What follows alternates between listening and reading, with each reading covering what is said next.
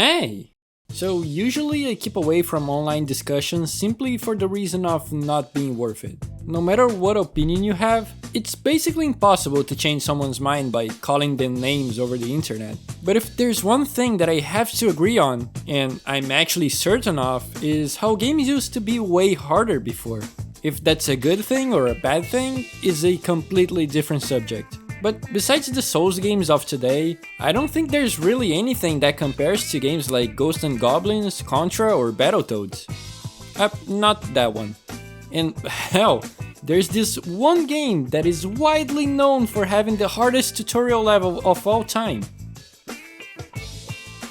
Cuphead. But we are gonna talk about Driver today, another PS1 game people say is hard.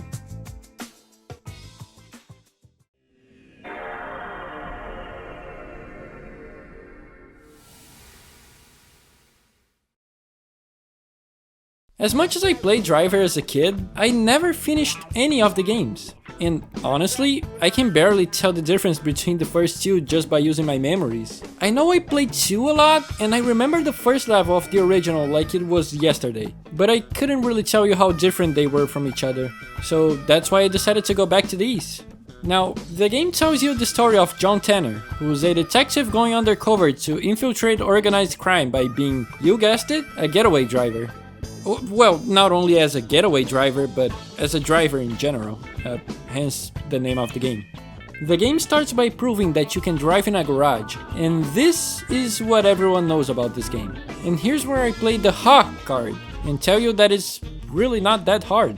The idea is that you have to do a list of things to pass a test under a minute, and don't get me wrong, I was stuck at this as a kid as much as you. You have to learn to do those things before you can even get into the game. But the real problem, at least for me, it's that it wasn't really clear what everything meant. So, for example, when it asked me to do a reverse 180, this is what I imagined.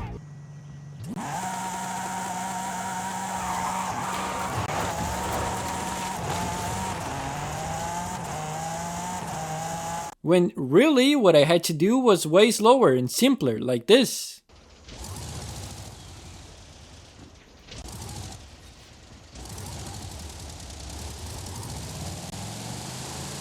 After you understand that, it's really not that hard. And because it didn't save my first playthrough, I had to do it again, and I did it first time this time. Of course, I still don't think it's the best way you should start a game, by telling your player they have to do all those things before they can even try to do a mission. But playing it now is just really not as hard as I remember it being. And I still regret thinking that at the beginning of the game. Anyway, you get past the tutorial and get to the hub, which is in your own apartment. Here you can save your game, get in your car, check the options and your missions, which are given to you through the telephone. You can hear the messages people left you and select a mission you want to do, which can change the outcome of the game. I selected take a drive and drove all my way to the end of the map because I thought the giant arrow on the map was supposed to be where my mission was. Turns out it was only pointing north. So I selected get a new job, and there you can go for your first mission in a bank job. You know, to this day, thinking that this game ran in the PS1 is insane to me. I know it might look like nothing for today's standards, but this was 2 years before GTA 3 happened. And you have 4 full different maps to go through: Miami, San Francisco, Los Angeles, and New York. Playing through this, you can definitely tell they got better while making this one. Especially when you get to Los Angeles and later New York. While in the first 2 maps I kept noticing some things that were pretty off, like these stores that you would be unable to access because of how high they are in the wall.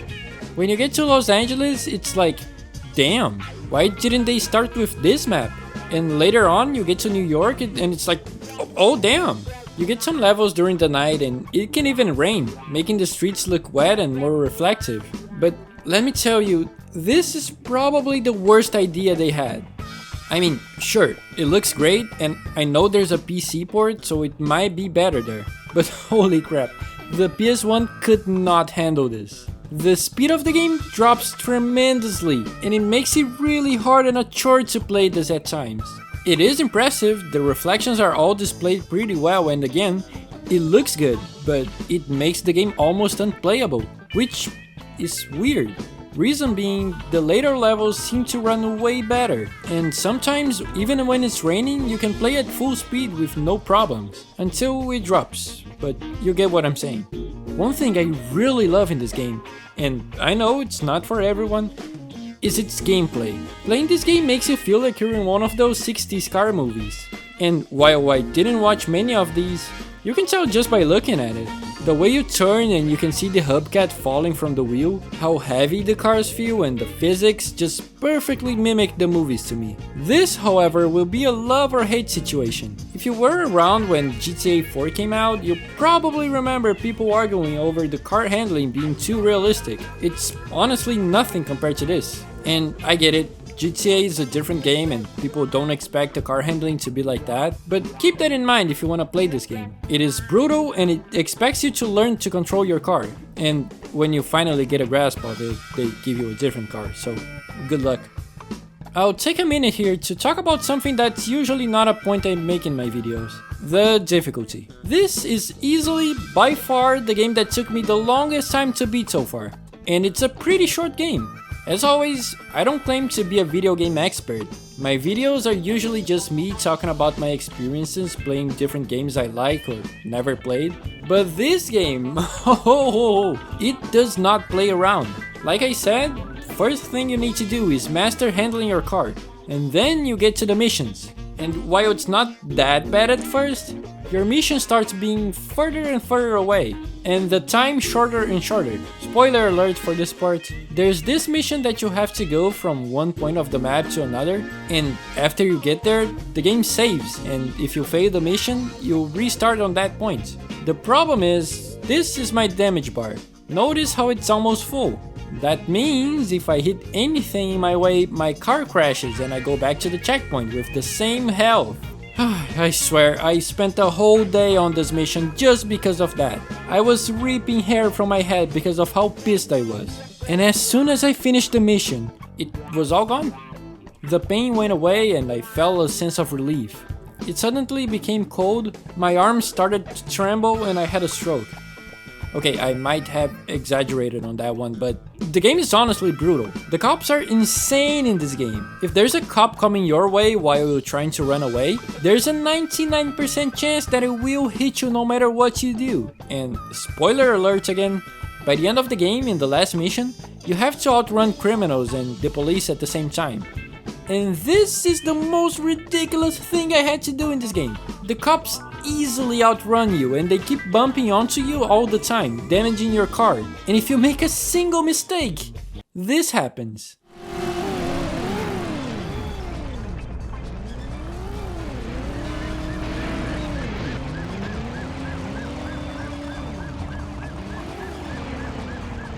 Where are we going, Chuck? You do not understand how insane this is until you play it.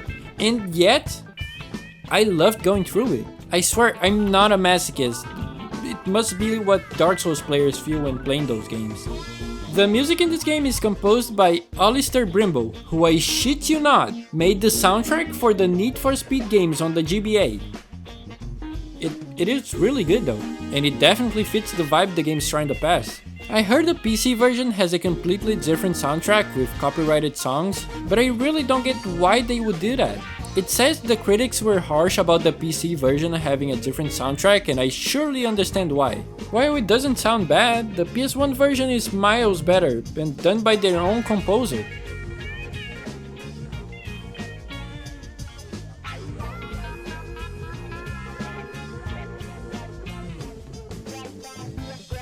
I'll be honest with you here. Noticed how I stopped talking about the story in the beginning of the video? That's because I did not understand anything that was going on. Call me stupid, but I don't think the game does a very good job with storytelling. I was more interested in trying to find out what words they were using when the game censors the characters talking. It don't add up. Mr. Castaldi don't want you working for no one else from now on. Only his contacts, understand? You can't trust no one here. Town's packed full of gangsters. Get your bags. We got ourselves some work in L.A. We're gonna do our gangster there. Spoiler alert again, by the end of the game, you find out that the criminals want to kill the president. So you have to outrun the criminals and, I'm not sure why, the police too. Like I said, I didn't understand the story, so only here for the gameplay. After saving the president, a cop offers your badge back and Tanner walks away, ignoring him. So I guess something happened and Tanner doesn't want to be a cop anymore? Honestly, it's probably because of how insane that last mission was. The Driver fandom wiki says the game seems to be heavily inspired by the 1978 film The Driver, so it might be a good idea to go back and watch that one. Maybe that way I can understand what the hell was going on. Overall, this is not a game for everyone, that's for sure. I know it's on the top 50 best-selling PS1 games, but one thing that confused me is that wherever I look, people give different answers on how many copies it sold. I honestly had a lot of fun playing this one, even though I just wanted to scream until my eyes popped out in some missions. But it's a must-play if you're a car guy, or girl. Just let me know if you understand whatever happened in the story while playing this one. But yeah, I guess that's it for this one.